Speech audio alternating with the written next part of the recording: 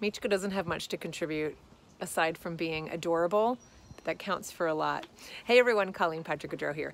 I get so many questions from people asking me about, well, food waste, zero waste. Composting is related to that, and I want to show you some tips.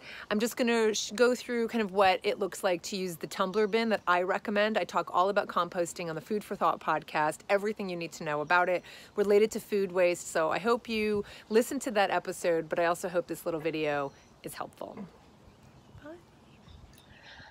Okay, one of the things I do talk about is how it's a lot easier to chop your greens up in advance to make them smaller so that the microorganisms in your compost bin have an easier time. So here is an example of that. I just chopped up the core of the apple that I'm not eating, and I'm putting it in the little pail that's on my counter.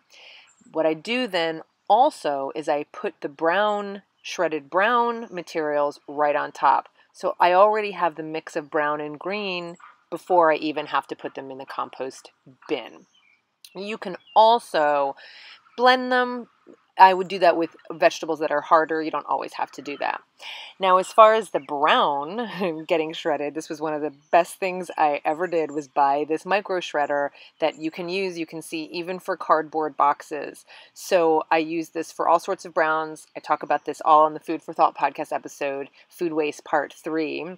All about composting, and you can see what happens at the end of shredding those beautiful boxes. You get all of this gorgeous brown. That's what I keep on the counter, and that's what I put in the compost bin. So here's the compost bin that I talked about on the podcast.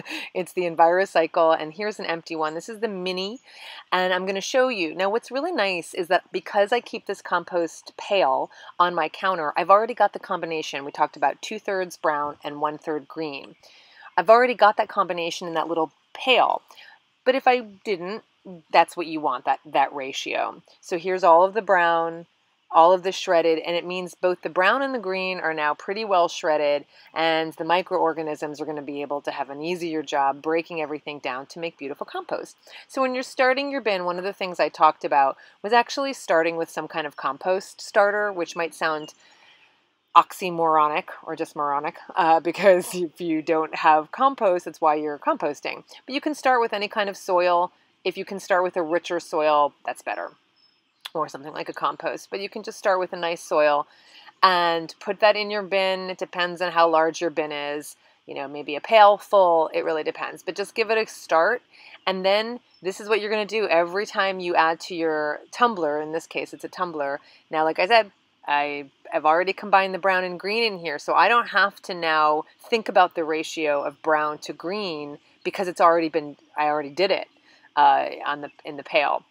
And you can see how easy it is to just rotate.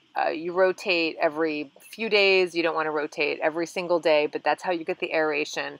I added some more brown in, and that's it. And then what's nice about that is that the pail doesn't also get really gross with all of the green waste. It's been combined with the brown, and so it's nice, and it's not smelly and gross. But I will rinse out that pail, and then basically you lock it up. The reason I was having trouble is because I didn't realize the hose was caught behind it in the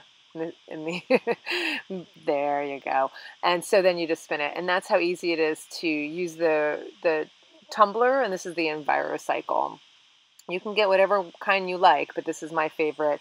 We've been using the EnviroCycle for almost 15 years. That shows you the base where the compost tea would be drained from, and that's pretty much it in a nutshell. So I hope you enjoy composting. I hope the Food for Thought episode was helpful. It's pretty comprehensive, so I really do recommend. And then you'll basically sift through when you've got compost and put it in your garden, or give it to gardeners like me. I'm happy to take your compost. Thanks, everybody.